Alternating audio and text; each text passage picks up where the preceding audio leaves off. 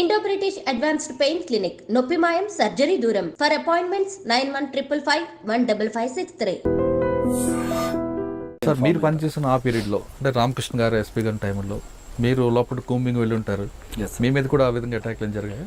అటాక్లు అయితే ఎక్కడ జరగలేదు సార్, కానీ పారిపోయిన తర్వాత టోటల్ లాక్స్ కూడా సీజ్ చేసాము.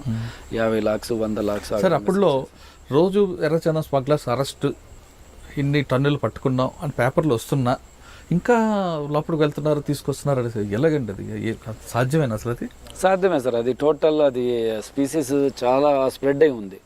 సో వాల్యుబుల్ అది. ఇప్పుడు వాల్యుబుల్ అంటే ప్రాణం కన్నా వాళ్ళకి వాల్యుబుల్ అది. వాళ్ళకి ఆ విధంగా లోపలికి వెళ్ళి 1 వీక్లో కష్టపడి 30 కేజీల ఒక లాగ్ తీసుకొచ్చాడంటే అతనికి 800 రూపాయలతో వేసుకున్నామంటే కన్నా సుమారుగా 20-30 వేలు వస్తుంది. 20-30 వేలు అతనికి సంవత్సర ఆదాయం అది ఒకప్పుడు. సో దానికోసం ఎంత రిస్క్ అయినా తీసుకుంటారు వాళ్ళు, వెళ్తారు, తీసుకొస్తారు. సార్ అదే వాళ్ళని మార్పు కోసం చాలామంది మీ ఆఫీసర్లు అందరూ కూడా వాళ్ళ గ్రామాలకు వెళ్ళి వాళ్ళని మోటివేషన్ చేస్తే దానిలో మార్పు వచ్చిందంటారు? స్టార్టింగ్లో అప్పుడు వచ్చింది సార్. జయలలిత గారి గవర్నమెంట్ ఉన్నప్పుడు అప్పుడు మన గవర్నమెంట్ తరఫున మాట్లాడము, పెద్ద ఆఫీసర్లు వెళ్ళడము, మాట్లాడి ఆ గవర్నమెంట్ నుంచి వాళ్ళకి అక్కడ ఏదైనా లైవ్లీహుడ్ కల్పించడము. ఎందుకంటే వాళ్ళు డ్యూ టు పావర్టీనే వస్తున్నారు, అర్థమైంది. వాళ్ళకి ఏమి జరక్క వస్తున్నారు, లైఫ్ రిస్క్ తీసుకుంటున్నారు. ఇక్కడికి వచ్చిన తర్వాత పోలీస్ రైడ్ ఉంటుంది, చనిపోతాం లేదా లోపల అడుగులో ఏమన్నా జరగచ్చు అని తెలిసి కూడా వస్తున్నారంటే వాళ్ళు డబ్బు కోసం వస్తున్నారు. సో వాళ్ళకు అక్కడ లైవ్లీహుడ్ లేదని చెప్పేసి గవర్నమెంట్తో చెప్పి తర్వాత వాళ్ళకి కొన్ని ప్రాంతాలు వాళ్ళకి సెలెక్ట్ చేసి వాళ్ళకి యొక్క గవర్నమెంట్ యొక్క స్కీమ్స్ వాళ్ళకి అందేటట్లు కొద్దిగా ట్రై చేశాం సార్. అప్పుడు కొద్దిగా తగ్గింది. ఇప్పుడు ఎర్రచందనాన్ని పూర్తిగా మనమే ఓపెన్గా అమ్మితే ఏ ఇష్యూ ఉంటుంది కదండి? కరెక్టే సార్, అది అందరూ డిస్కస్ చేశారు అప్పుడు. కానీ సెంట్రల్ గవర్నమెంట్ అది ఎండేంజరస్ స్పీసీస్, తర్వాత ఈ జీవ వైవిధ్యం గురించి, దాని గురించి బయోడైవర్సిటీ గురించి అవన్నీ కొన్ని ఇవి ఉన్నాయి అసోసియేషన్స్, అవి ఇవి వాళ్ళు ఎవరు ఒప్పుకోరు అనమాట. ఎందుకంటే ఉన్న స్పీసీస్ని రేర్ స్పీసీస్ సార్ ఇది యొక్క మన భారతదేశంలో చిత్తూరు జిల్లాలో ఉండడం అనేది చాలా అది మా అదృష్టం. అది దాన్ని ఎవరు అమ్ముకోవాలని ఎవరు అనుకోరు. గవర్నమెంట్ కూడా భారతదేశం ప్రభుత్వం కూడా ఒప్పుకోస్తారు. ఓకే సార్, మీరు చాలా కాలం పనిచేస్తారు కాబట్టి ఈ ట్రాన్స్పోర్టింగ్ సిస్టమ్ చెప్పండి. అమ్మో ఎలాగుంటుంది అంటే శేషాచలం అడవుల్లో డిఫరెంట్ పాయింట్స్ నుంచి బయటకు వస్తుంది.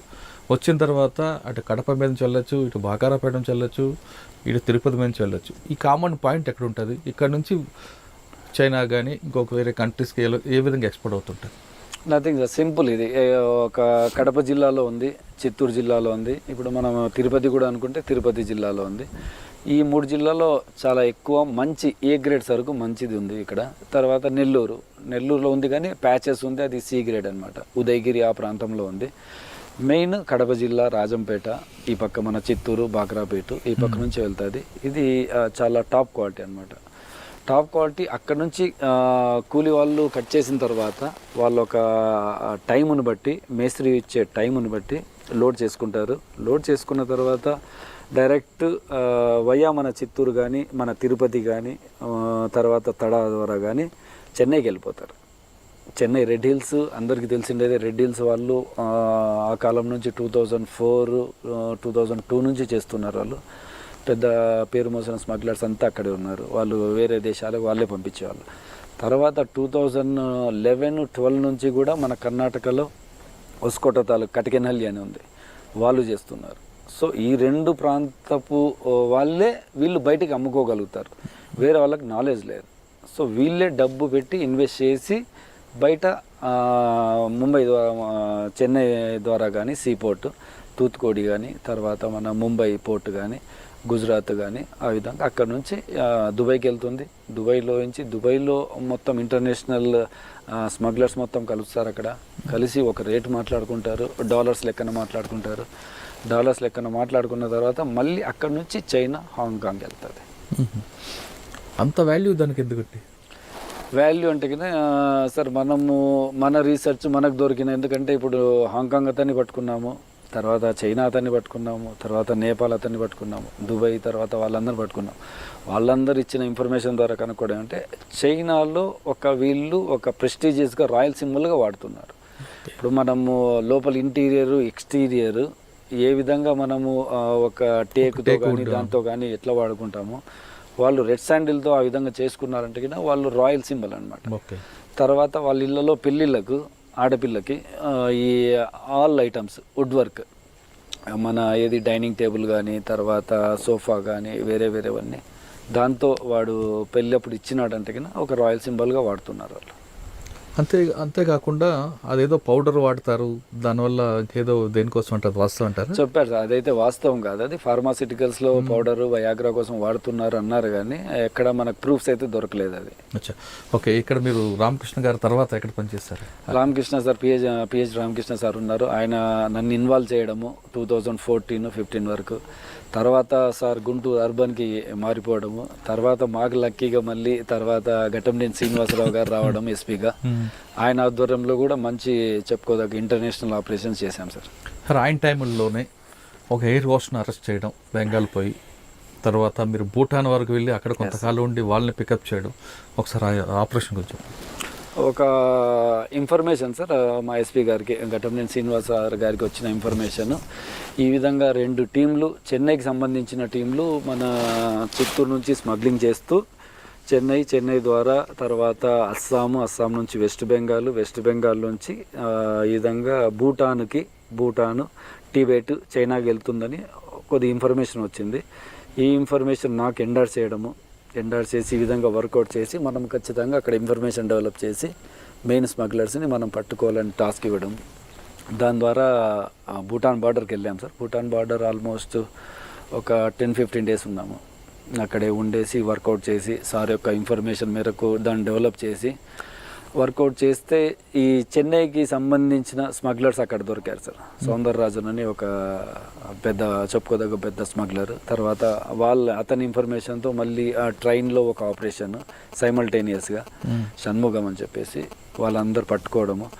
అతను ఇచ్చిన ఇన్ఫర్మేషన్ మేరకు కనుక్కుంటే కరెక్ట్ మనకు మన ఇండియా భూటాన్ బార్డర్లో ఒక అడవి ఉంది, జైగావ్ అని చెప్పేసి ఊరు. జైగావ్లో ఒక అడవిలో అక్కడున్న ట్రైబల్ మినిస్టర్ యొక్క వాళ్ళ ఫాదర్ అతని అండర్లో ఇవన్నీ డమ్స్ అన్నీ అక్కడ పెట్టేసి టిబెట్కి పంపిస్తున్నారు. Via Bhutan to Tibet. Bhutan వరకు ఏదో ఒక వెహికల్లో వెళ్తుంది, పీసెస్గా 1 మీటర్ పీసెస్గా కట్ చేసి భూటాన్ నుంచి టిబెట్కి గుర్రాల్లో పంపిస్తారు. ఒక 6 months సీజన్ ఉంటుంది, ఆ సీజన్లో గుర్రాల్లో పంపిస్తారు. అక్కడ నుంచి చైనాకి పంపిస్తారు. ఆ నెట్వర్క్ ఉండేది, ఆ నెట్వర్క్ని బ్రేక్ చేశాం సార్. సార్, ఒక ఏపీ పోలీసు అంత దూరం వెళ్ళడం అనేది సాధ్యమైంది సార్. అది ప్యాషనేట్ కాబట్టి సార్ యొక్క ఆయన యొక్క దీనివల్లతో కాన్ఫిడెన్స్. అంటే మీరు జ్యుడిషియర్ కాదు కదా, వెళ్తున్నప్పుడు అక్కడ పికప్ చేసిన విషయంలో కానీ లేదా కోర్టులో సబ్మిట్ చేస్తున్నప్పుడు మీరు ఏ విధంగా దాన్ని లీగల్గా టోటల్ ఆల్ ఓవర్ ఇండియా ఒకటే ప్రొసీజర్ ఉంటుంది సార్, ఐపీసీ సిఆర్పిసి ఉంటుంది. సో వాటికి అన్నింటికి ప్రిపేర్ కావడము, ముందుగానే ఇంకొక ఎక్స్ట్రా టీమ్ని కరెక్ట్ పికప్ చేసే టైంలో లీగల్ ఆస్పెక్ట్స్ అన్నీ చూడటానికి ఒక డిఎస్పీ ర్యాంక్లో ఎస్పీ గారు పంపించడము, ఆయనకు సపోర్ట్గా ఉండేసి టోటల్ సీజ్ చేయడము. తర్వాత సీజ్ చేసేటప్పుడు కొద్ది కష్టాలన్నీ ఎదురయ్యాయి సార్. అవి యొక్క అడవిలో ఉంటుంది అనమాట. అడవిలో ఉంటుంది టోటల్ ఈ సుపారీ చెట్లు ఉంటాయి, ఒక్కల చెట్టు. అక్కడక్కడ మన కేరళలో చూస్తాం ఇండ్లు అక్కడక్కడ ఉంటాయి. సో అటువంటి ఇళ్ళలో పెట్టేశారు. అక్కడ సీజ్ చేయడానికి వెళ్తే కింద అతను ట్రైబల్ మినిస్టర్ వాళ్ళ ఫాదర్ది కాబట్టి ఏరియా మొత్తము కరెంట్ తీపిచ్చేశారు. రాత్రి కరెంట్ తీపిచ్చారు. మళ్ళీ లోకల్ పోలీస్ని పిలిపించుకోవడము, రాత్రంతా మళ్ళీ అక్కడ అడవిలో ఏనుగులు వచ్చాయి. ఆ టైంలో ఏనుగులు రావడం చాలా అది ఆ టైంలో అడ్వెంచర్స్. ఆ టైంలో ఎస్పీ గారికి ఫోన్ చేసి సార్ ఈ విధంగా ఉంది అంటే ఇంకా లాస్ట్ మెసేజ్ ఆయనకన్నా చేర్చేద్దామని చెప్పి చీకట్లో ఆయనకు మెసేజ్ చేర్చాను సార్. అదొక సంఘటన, కొద్దిగా భయపడటం అనేది అదొక సంఘటన. సార్, లోకల్ పోలీస్ సపోర్ట్ చేశారా మీకు? చాలా సపోర్ట్ చేశారు సార్. లక్కీగా అక్కడ మనకు ఆంధ్ర అతనే క్యాడర్ ఉండడం అక్కడ నేషనల్ డీజీపీగా, పేరు ఐడియా లేదు, సమ్ రెడ్డి గారు. మన ఎస్పీ గారు మాట్లాడేసి ఆయన ద్వారా మళ్ళీ తర్వాత లోకల్ పోలీస్ సపోర్ట్ ఇవ్వడము, చాలా సపోర్ట్ చేశారు సార్. అక్కడ భూటాన్ నుంచి వాళ్ళందరినీ తీసుకొచ్చారు. భూటాన్ నుంచి వాళ్ళని తీసుకురావడము, అక్కడ సీజ్ చేసిన 7 టన్నులు కూడా 2 లారీల నిండా వేసుకొని మళ్ళీ భూటాన్ నుంచి మన చిత్తూరుకి తీసుకురావడం జరిగింది సార్. పెద్ద టాస్క్ సక్సెస్ఫుల్గా. 2.5 day అది. దాంట్లో ఎక్కడ అటాక్ అవ్వలేదు? లేదు అటాక్. దానికి ఒక మళ్ళీ స్పెషల్ పార్టీ పెట్టి దానికి ఒక escort, front to back escort పెట్టి పోలీస్ వెహికల్ అని రాసి లారీకి రాసి ఆ విధంగా టోటల్ తీసుకొచ్చాం సార్. ఎయిర్ హోస్ట్ రోల్ ఏంటండి? తర్వాత ఇంకొక ఆపరేషన్ సార్, ఇది లక్ష్మణ్ అని చెప్పేసి చెన్నై స్మగ్లర్. అతను born in Chennai. Brought up in Manipur, తర్వాత Kolkata, settled in Kolkata. So అతనిది ఫస్ట్ టైం అరెస్ట్ చేశాం, కానీ సెకండ్ టైం తర్వాత అతను అరెస్ట్ చేయాలనే ఉద్దేశంతో ఇన్ఫర్మేషన్ పెట్టి టీమ్స్ వెళ్ళాయి. టీమ్స్ వెళ్ళిన తర్వాత అతను అరెస్ట్ చేయడము ఒక టీం అరెస్ట్ చేసిన తర్వాత వాళ్ళు వచ్చేటప్పుడు ఎవరైతే ఈమె అతని గర్ల్ ఫ్రెండ్ ఉందో సంగీత చటర్జీ అని, ఆమె మన టీంని, పోలీస్ టీంని అతన్ని తీసుకొచ్చేటప్పుడు రైల్వే స్టేషన్లో ట్రైన్ చైన్ లాగి ఆపిచ్చేసి రైల్వే పోలీసుని తీసుకొచ్చి మా అతన్ని కిడ్నాప్ చేసుకొని తీసుకెళ్తున్నారని చెప్పి మన వాళ్ళ పైన కిడ్నాప్ కేసు పెట్టించడము. అక్కడ Howrah railway station kidnap case పెట్టించడము. రాత్రి 8 గంటల నుంచి ఆల్మోస్ట్ మధ్యరాత్రి 1 గంట వరకు ఇదే హైడ్రామా నడిచింది. అంటే మీరు లోకల్ పోలీస్, ఏపీ పోలీస్ అని చెప్పిన తర్వాత చెప్పినా కూడా వాళ్ళు నమ్మకపోవడం, వాళ్ళు ఇన్ఫ్లుయెన్స్డ్ అంతే. అక్కడ ఎట్లుంటుందంటే వెస్ట్ బెంగాల్లో టోటల్ వాళ్ళ సిటిజన్ చెప్పినదే వింటారు. అక్కడ కమ్యూనిస్ట్ భావాలు చాలా ఎక్కువ అవేర్నెస్ ఉంటుంది. అప్పుడు మీ వాళ్ళ మీద అందరూ స్టేషన్లో కూర్చోబెట్టేశారు. తర్వాత మాట్లాడి మళ్ళీ ఆంధ్ర క్యాడర్ ఆయన డార్జిలింగ్ ఎస్పీ గారు ఉండేవాళ్ళు, అనంతరాంగ్ సార్ అని, ఆయన ద్వారా ఐపీఎస్, ఆయన ద్వారా చెప్పించి మళ్ళీ వాళ్ళకి చెప్పి ఈ విధంగా లీగల్ అరెస్ట్ తీసుకెళ్తున్నాము, వారెంట్ ఉంది అని చెప్పేసి వారెంట్ ప్రొడ్యూస్ చేసి రికార్డెడ్గా రాపిచేసి తీసుకొచ్చారు సార్. సో మళ్ళీ తర్వాత అతను జైల్లో, ఇక్కడ మదనపల్లి జైల్లోనే పెట్టాము. జైల్లో ఉన్నప్పుడు మళ్ళీ అతని యాక్టివిటీస్ అన్ని ఎవరు ఇవన్నీ ఫాలో చేస్తున్నారని మళ్ళీ టోటల్ ప్రోబ్ చేస్తే ఈ విధంగా ఎవరైతే మనకు చేసిందో ఈ విధంగా సంగీత చటర్జీ, ఆమె లీడ్ చేస్తుంది మనీ ట్రాన్సాక్షన్స్ అన్ని, తర్వాత కంటిన్యూ అవుతుంది బిజినెస్ అని చెప్పి ఆమె మీద దృష్టి పెట్టడం. ఆమెను పికప్ చేయడం కష్టం ఎంత? ఎస్ సార్, ఆమెను 2 సార్లు పికప్ చేశాం. యాక్చువల్గా ఒకసారి ఒక టీం పంపించిన తర్వాత పికప్ చేశారు. పికప్ చేసిన తర్వాత సేమ్ మళ్ళీ వాళ్ళ కోర్టులో ప్రొడ్యూస్ చేస్తే వాళ్ళ కోర్టు మేజిస్ట్రేట్లు కూడా ఒప్పుకొని మనకు ట్రాన్సిట్ వారెంట్ అంటారు. ట్రాన్సిట్ వారెంట్ 24 hours ఎక్కువ అయితే ట్రాన్సిట్ వారెంట్ కోసం అప్లై చేస్తే అక్కడ ఇవ్వకోకుండా ఆమెకు అక్కడే స్పాట్ బెయిల్ ఇచ్చి ఆమెకు ఒక టైం ఇచ్చి ఒక 18 days లోపల నువ్వు లోకల్ కోర్టుకి వెళ్ళి అటెండ్ కావచ్చు అని చెప్పేసి అక్కడే రిలీజ్ చేసేసారు. ఆమె రాలేదు సార్, ఆమె రాలేదు. తర్వాత ఇక్కడ కోర్టులో వారెంట్ అయింది. అది ఎంత పెద్ద స్మగ్లర్లను బట్టి ఎన్ని టన్నులు మేము సీజ్ చేసి ప్రెస్ మీట్ ఇచ్చినా కూడా ప్రెస్ వాళ్ళు సంగీత చటర్జీ ఏమైంది అని చెప్పి ఒక కిటుకు పెట్టడం. అప్పుడు మళ్ళీ తర్వాత అభిషేక్ మోహంతి సార్ ఉన్నారు ఇన్ఛార్జిగా, సార్ యొక్క ఆధ్వర్యంలో ఘటంనేని శ్రీనివాస్ సార్ గారు ఎస్పీ గారు ఆయన ఉన్నారు. మాట్లాడేసి ఛాలెంజింగ్గా ఈమెను ఎటు తిరిగి తీసుకొని రావాలి, ఈమెని మనము పెద్ద పెద్ద స్మగ్లను తీసుకొస్తున్నాము, ఈమెను తీసుకురాలేకపోతున్నాము. ఛాలెంజింగ్గా ఒక 28 days ఆపరేషన్ సార్ అది. ఆల్మోస్ట్ ఆమె నంబర్ కూడా లేదు, ఎక్కడ ఉంటుందో తెలియదు. జస్ట్ వాళ్ళ పాతది మదర్ ఫాదర్ది నంబర్ తీసుకొని కలకత్తాలో 28 days నేను ఒక 2 కానిస్టేబుల్ మాత్రమే ఒక రూమ్లో ఉంటూ అక్కడి ఫుడ్ తిని మళ్ళీ తర్వాత ఇన్ఫర్మేషన్ డెవలప్ చేసి ఆమె ఉన్న ఏరియాలో, వాళ్ళ మదర్ ఉన్న ఏరియాలో పేపర్లు వేసే వాళ్ళు మాదిరి, పేపర్ బాయ్స్ మాదిరి, మిల్క్ ఈ విధంగా మాదిరి ఏరియాలో తిరిగేసి మారువేషాల్లో తిరిగి 21 days తర్వాత మళ్ళీ ఐడెంటిఫై చేశాం సార్. ఒక బాయ్ ఫ్రెండ్తో ఆమె వెళ్తుండగా ఐడెంటిఫై చేసాం ఆ ఏరియాలో. అప్పుడు కూడా మరి ప్రాబ్లం క్రియేట్ చేయలేదు? లేదు సార్, నథింగ్.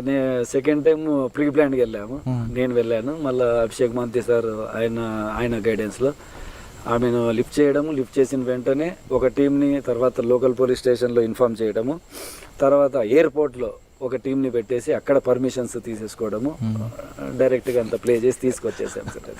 ఈసారి ఫెయిల్యూర్ కాకూడదని.